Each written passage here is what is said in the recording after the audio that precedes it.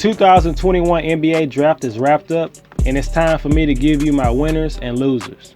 There were certainly a lot of winners in this draft, but I will only discuss my top 5. There were a couple of teams that left me scratching my head on some of the decisions they made throughout the night. There were a lot of surprises on draft night, from numerous trades to players that slid in the draft to certain prospects that went undrafted. My first 3 winners were very easy to identify. The teams with the first 3 picks in the draft were automatic winners on those draft picks alone. Let's start with the Detroit Pistons, a team that went from competing for championships in the mid-2000s to being one of the most irrelevant franchises in the NBA. This team hasn't drafted a true franchise player since Grant Hill in 1994. But that ended on Thursday night. Cade Cunningham is the truth. He's a guy that has the size and IQ and can impact the game in multiple areas. As a scorer, a passer, defender, and a leader. He has the maturity of a 10-year veteran. He might not be as explosive as Grant Hill was, but trust me, he's athletic enough to get to any spot on the court. This pick alone for the Pistons gives them an A. But they also drafted solid players like Michigan's Isaiah Livers and Iowa's Luka Garza. Livers is a tough-minded, energetic forward that will leave it all on the floor. He can knock down the outside shot, as he shot 43% from 3 in his last season at Michigan on 5 attempts per game. Playing with a playmaker like Cunningham, he should get a lot of good looks from the outside. I was never that high on Luka Garza as an NBA prospect. He's a slow, old-school center that will more than likely struggle on defense on the next level. But he has worked hard to lose weight and change his body to prepare for the NBA. This is a solid pick, mainly because it was late in the second round. The Houston Rockets probably had the best overall draft of any team in the league. Jaylen Green definitely has star potential. He has superstar talent and a superstar personality. He could help bring a lot of wins for the Rockets, and he can also be a box office attraction. Green can make it worth your while to pay money to watch the Rockets going forward. But it doesn't end there for the Rockets. I believe they got one of the best big man prospects in the draft as they selected Turkish big man Alperen Şengün. Şengün has everything you need to be a premier scorer at the big man position. He has great footwork, great poise, can turn over both shoulders, can rebound, and has the potential to be a knockdown shooter. Defense is his biggest weakness. Improving his body and becoming lighter on his feet will be the 2 things he needs to work on. There should be no rush giving him big-time minutes early in his career. Uzman Garuba was also selected by the Rockets with the 23rd pick. Garuba could end up being one of the best defensive big men in the league. He has good quickness for his size, is very athletic, and has a long wingspan to make up for his 6'8" height. If either Şengün or Garuba can develop a consistent jump shot, I could see both of them playing on the floor at the same time. And to top it off, the Rockets drafted a super talented 2-guard in Josh Christopher. There are some concerns about his game when it comes to efficiency and making winning plays, but the talent is definitely there. After drafting Green, Şengün, and Garuba, this selection was just icing on the cake. Christopher is a good gamble to make for the Houston Rockets.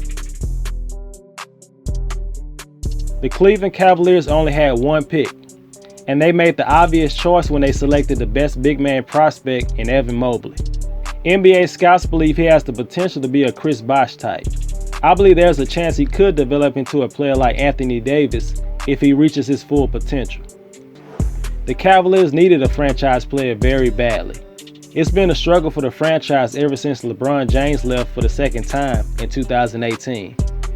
Darius Garland and Colin Sexton have been solid players, but nobody's going to confuse them with being franchise players. I believe it's possible for Mobley and Jared Allen to work out together, but there is a good chance that Allen is wearing another uniform next season.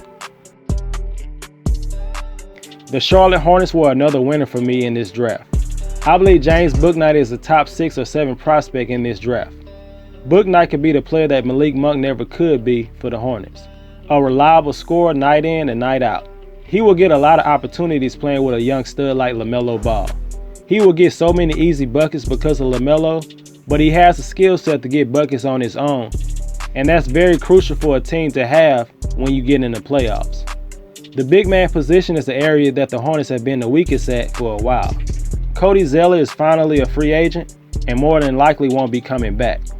So the Hornets addressed this position a lot on draft night. The Hornets made a deal with the New York Knicks for the 19th pick, and they selected the athletic big man out of Texas, Kai Jones, a player whose motor runs at 100 every second of the game. And he has the skills to back up that motor and athleticism. He has good footwork and has the potential to be a consistent shooter with more time. He did shoot 38% from 3 in his sophomore year. With Kai Jones in the lineup and LaMelo Ball running the show, the Hornets could be one of the highest scoring teams because of their fast pace. The Hornets were also able to secure a veteran big man in Mason Plumlee to go along with the 37 pick for taking his contract off the Pistons' hands.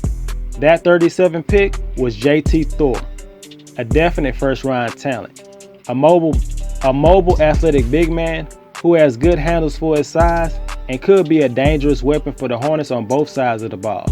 The length of Kai Jones and JT Thor could wreak a lot of havoc for offensive players on the opposing team. And last but not least, the Orlando Magic.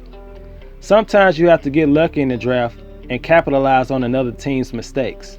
That's what happened for the Magic, as they were able to draft guard Jalen Suggs, who could have easily been a top 3 picks in the last couple of drafts. Point guards Cole Anthony and Markelle Fultz are solid players, but Jalen Suggs is the total package, a legit two-way player, a player who could change the culture for a struggling franchise, a player who could set the tone on both sides of the ball. He has the skill set to score and facilitate at a high level, and has the work ethic and desire to be a lockdown defender on the other side.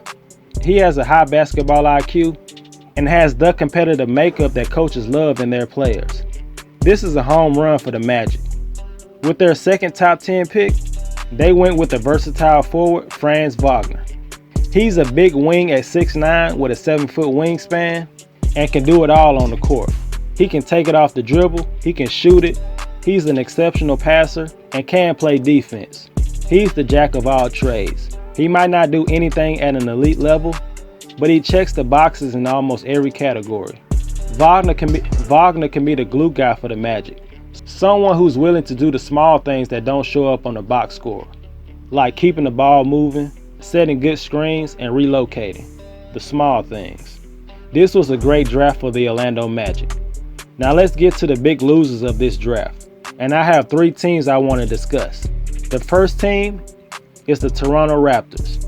Most NBA scouts would agree that Cunningham, Green, Mobley, and Suggs were the clear best prospects in this draft. It was almost unanimous.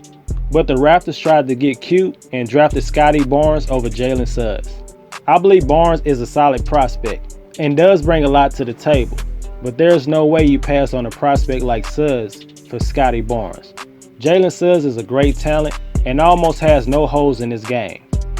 Barnes has good size, can pass, and could be a great defender, but he is a very limited offensive player.